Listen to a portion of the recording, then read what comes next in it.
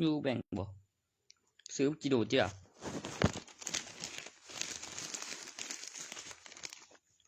จะ1,200มันสิขายอยู่นั่นสิออกใส่ไป100ได้50ถ้าไปส่งนำไกจักโมงว่าอย่างนี้พอดีเลย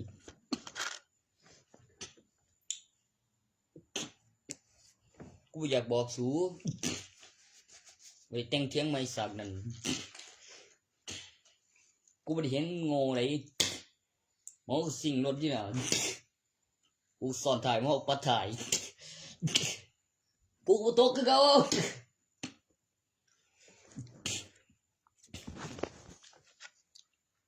กูอีโซที่แพ็กมาอีกก็ไม่เห็นมันบอกสู้กับไปปานใดอีกยังคือเก่าอีกยังเขาโตเอ้ยไอ้บักโตไอ้บักกิโนคือไปบักกิโนอีกูแจ็คอีไปถึงแม่บ่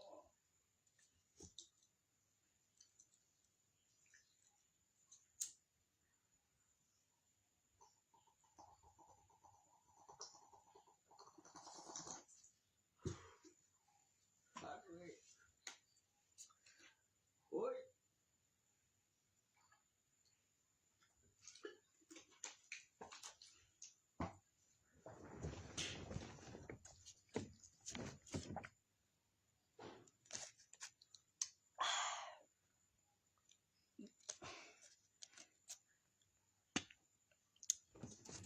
ชิโร่กันเข็มตะโลโอ้แล้วแม่งตีแม่งตี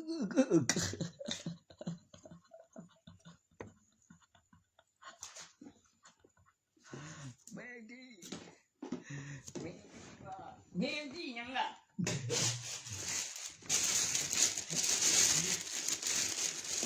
ว่าไป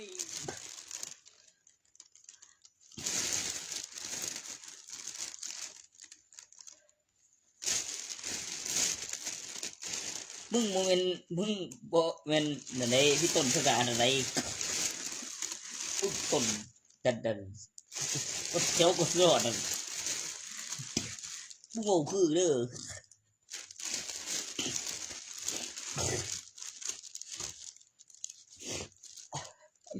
มึงจบตำรวจมาหยังน้อหลักฐานอยู่ไสเขาพิสูจน์คือเด้อมันกันนั่นโอ้ยอันนั้นมันของกูกะลืมไป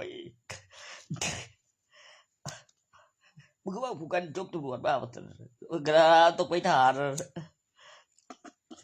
มีโอกาส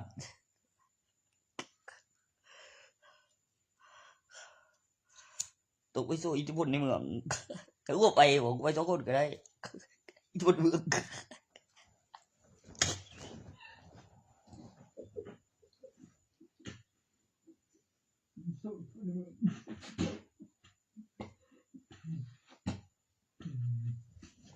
อิทธิพลในเมืองนี่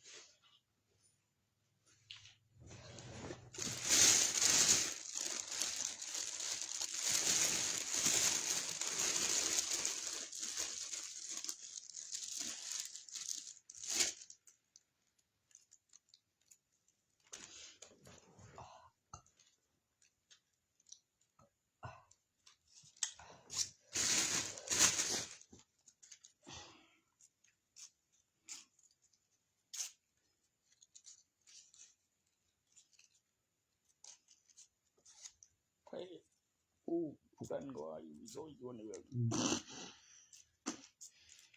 โอ้ยกูเซ็งเอง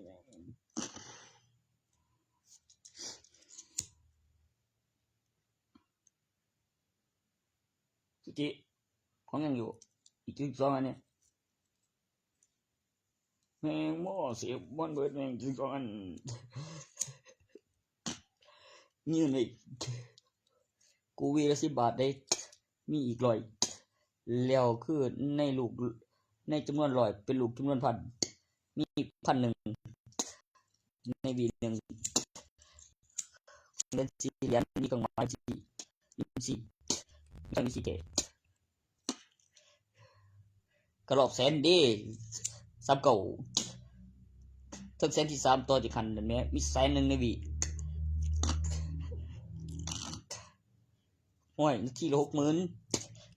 โอ้ยแม่งนาทีละ 60,000 นับทุกวินาทีกับขึ้นเอกสารแล้วปริมาณน้ำหนักทองคำแล้วประกาศรับซื้อแล้วก็มีทุนมีกำไรแล้วก็โตเห็นผลแล้วก็มีบัญชีแล้วมีหลักฐานลงทะเบียน QR Code สแกนขึ้นรูป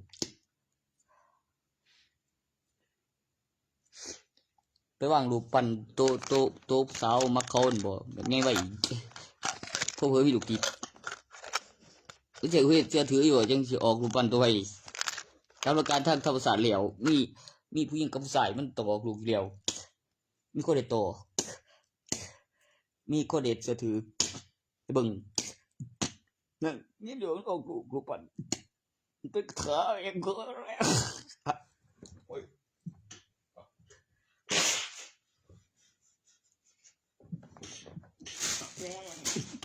ไม่รู้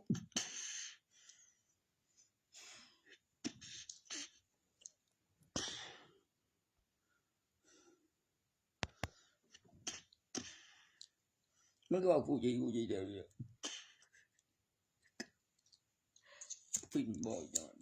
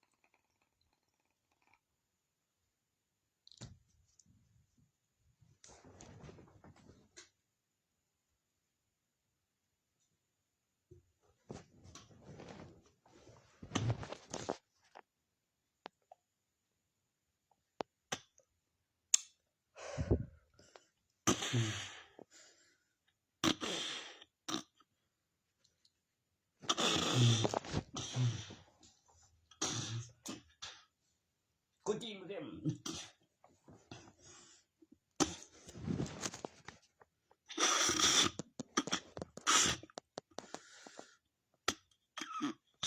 นี่อะไรวะตรงอุ้ย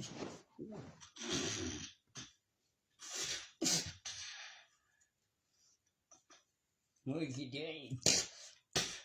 ไปหาหมอมดูวิคิดเด็กยิบบาเด้อเป็นยังจึงไปหาหมอผู้จัดสภาพคนจริงรักษาคือแม่นบ่อยากให้กระทงไปหาหมอผู้จัดจำได้ในส่วนนั้น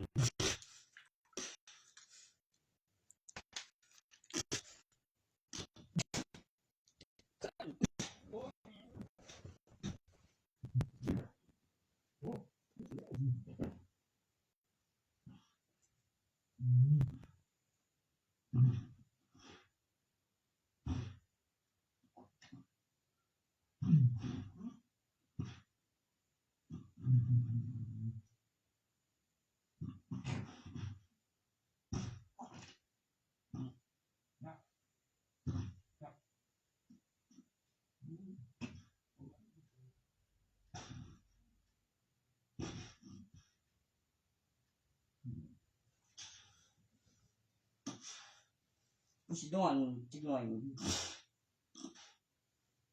หาน้ำนอนเดี๋ยวถ้าเรา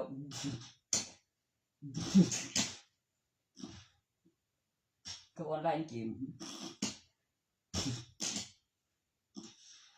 180 บวก180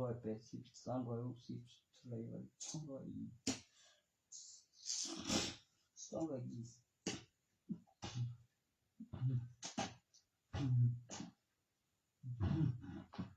ห่วยมันก็พูดนับมือนี้ก่อนนั้นกูยังมือ2 ล้านจับไม่ได้อีกชั่วโมงละ10,000 ล้านก็มือหนึ่งซื้อขายก็มีบินสำรองแบบกงก่อนเรียวกับมึงราคาของเดี๋ยวนี้ยังมีกำหนดเวลากว่าที่คือออนไลน์กว่าที่ลงทะเบียนเดียวจิกยังไปกูละทานาทีกว่าซับไปซับมาใส่สุดอยู่มีทานาทีเว้ยกูห้องคือเพื่อลืมบางเถื่อแต่คือสิบ่ลืมกับเว้ยที่เด็ดเบียดเตือนไปก่อนก็บอกไว้นี่กูลืมเด้อก็แบบว่าซื้อเองเดี๋ยวออกเดี๋ยวเขาย่ายขาดขั้นตอนกูฝากไปซื้อไว้คันแม่นเห็นทรัพย์สินก็เฮ็ดบอกแบบขายต่อได้รู้ออกนอกตัวซื้อดี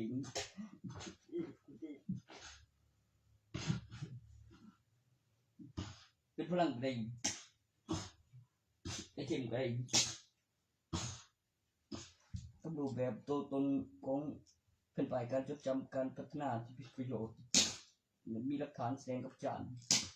หรือมีเจ้าของพยานเรียกเก็บหลักฐานแล้วพยานเถนเดี๋ยวหอดขั้นตอนพยานเถนเดี๋ยวอ้องขังเดี๋ยวกดโพสต์จำนวนตัวเลขที่จำได้บริฝันตำแหน่งปลอดภัยมีของเกณฑ์กู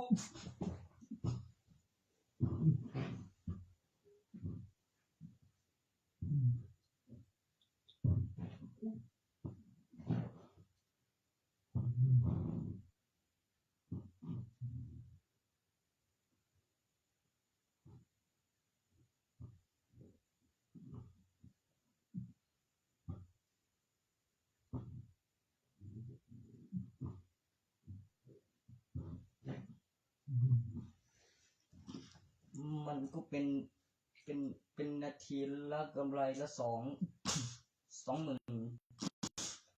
ต่อนาทีไม่ใส่จำนวน20,000เลย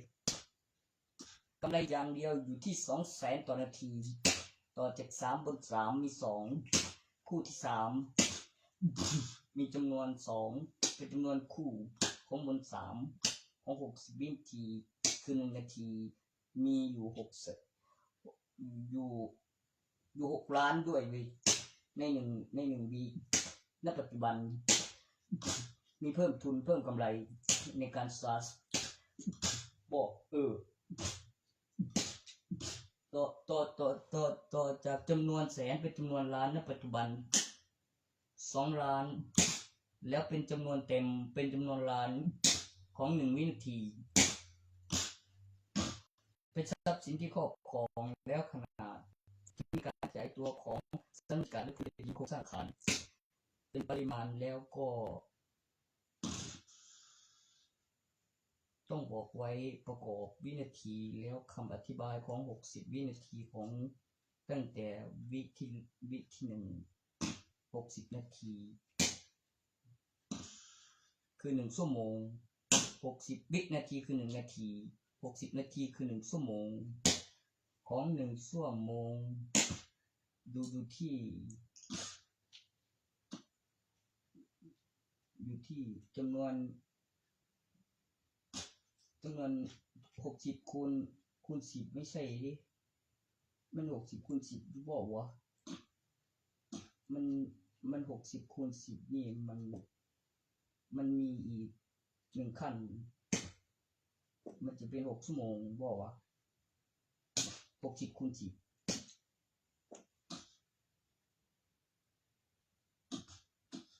ก็มี60 วินาทีคือ1 นาที60 นาทีคือ1 ชั่วโมง1 วันมี24 ชั่วโมง60คูณ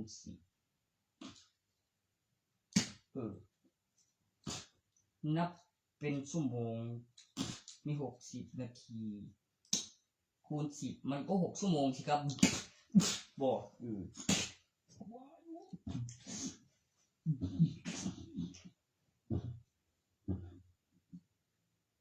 นั่นเสียงสละ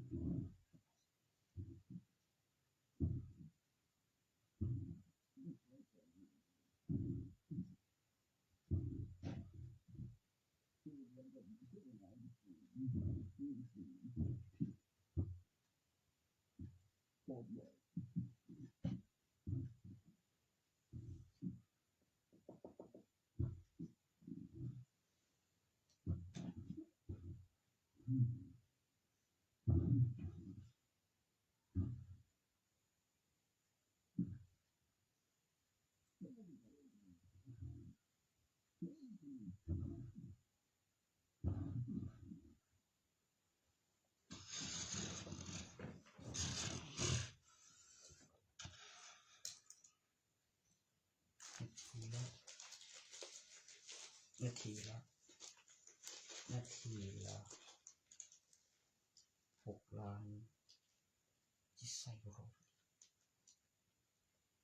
วิละแสน60 วิ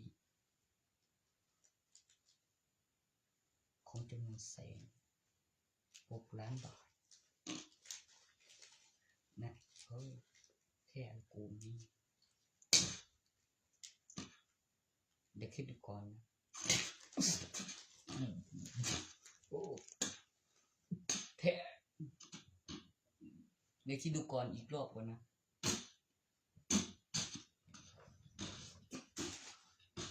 ยังวะเมื่อกี้1,000,000 บาทดอกเบี้ย120นับ 1ค่าเอกสารค่าอนุมัติค่ายื่นเรื่องรับเรื่องรอเอกสารอนุมัติ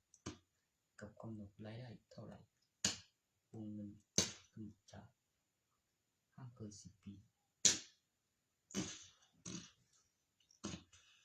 ปริมาณของการนับจำนวนที่ได้จริงแล้วออกมาก่อน120แล้วก็มีเศษอยู่2 บาทเลยมาหรือเงินเหลือบอกว่าตัวไม่ใช่2 บาทแล้วตอนนี้เป็น6 บาท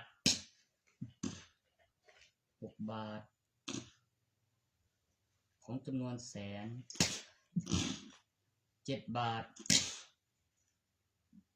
มันเลยออกมาอยู่120อยู่นับเป็นบาทของจำนวนแสนอยู่ได้จริงออกมาก่อนให้เห็นนี่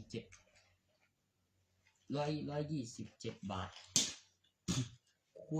ณคิดว่าในจำนวน1 ปีมี12 เดือนของจำนวน100,000นะมันนับตั้งแต่เป็นเดือนแล้วค่อยเป็นปีนั่นวงเงินห้ามเกิน10 ปี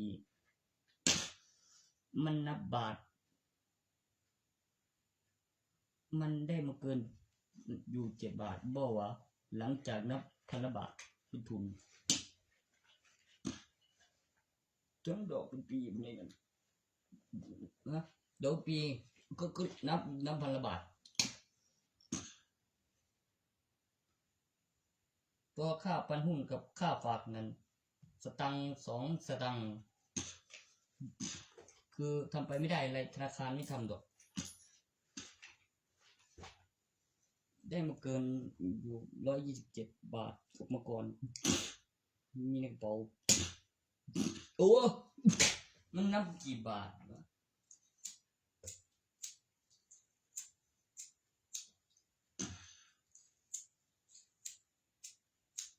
มีอยู่127 บาทยี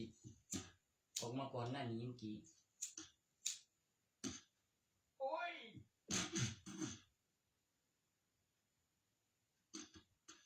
ของจำนวนปริมาณได้จริง100,000ตั้งแต่ที่แรกเลยมา7 บาท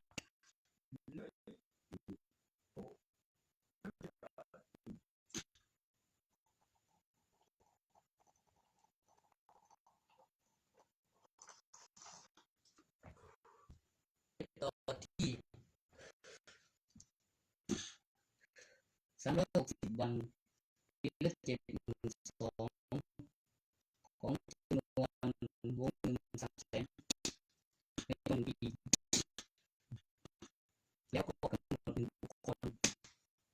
คือ10 คน 30,000แล้วได้ไม่เกิน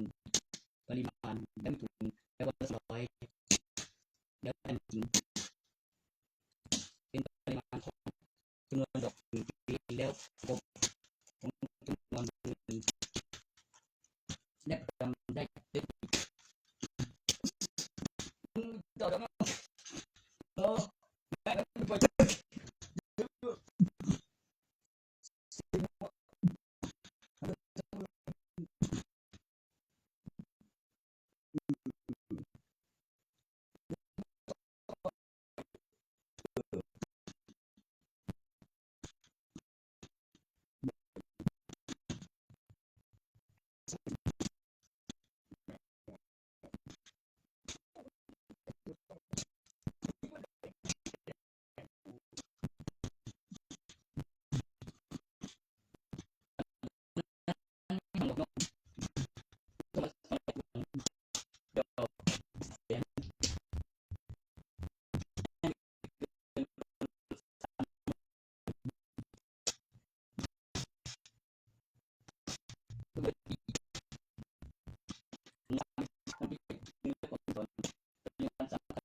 ยอมใส่ไว้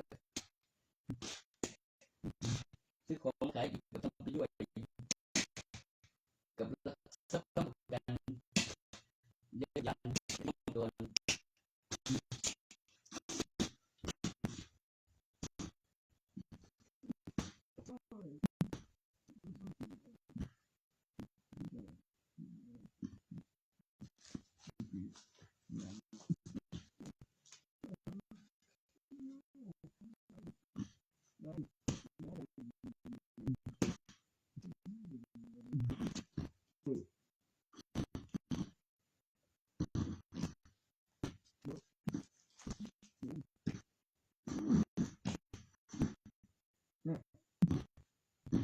ต้องมาซื้อแล้วเก็บบีไทยต่อตัวที่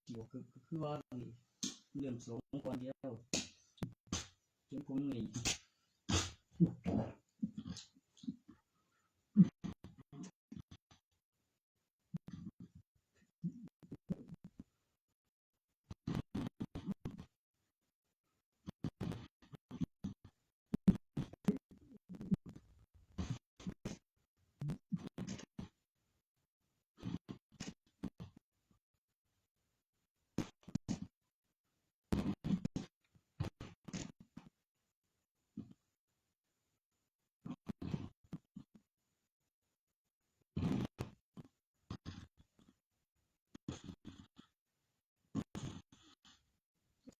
ดูที่3,000 กว่ากิโลลูกบาศก์เป็นจำนวนตันของ 1,000 กิโลบนตัน3มีรายตัน4 ตันต่อวิในปริมาณที่ครอบครองในพื้นที่อีสานเป็นปริมาณของทองคำที่มีการเคลื่อนที่มีหลักฐานคือระบบแอปพลิเคชัน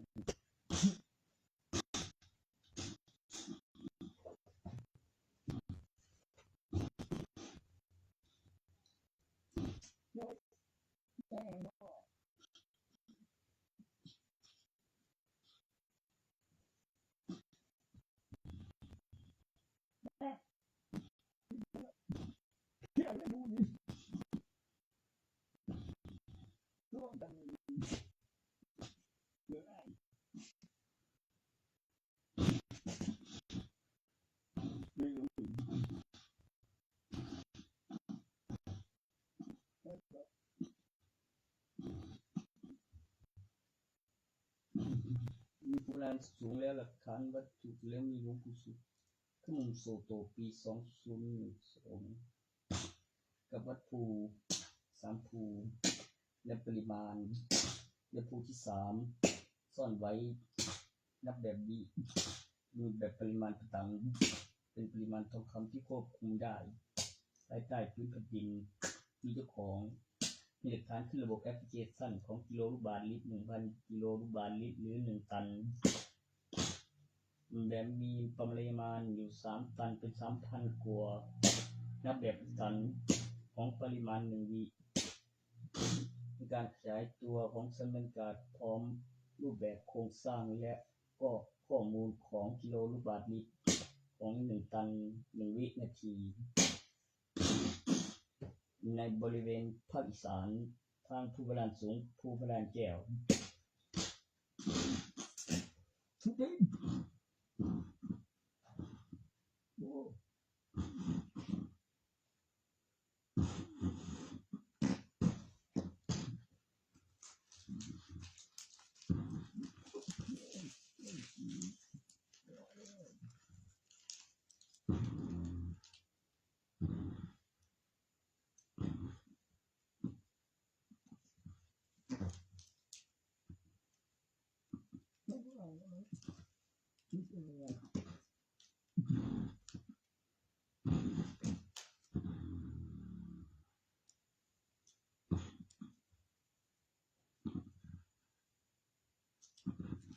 ให้ได้เห็นก่อนที่ดู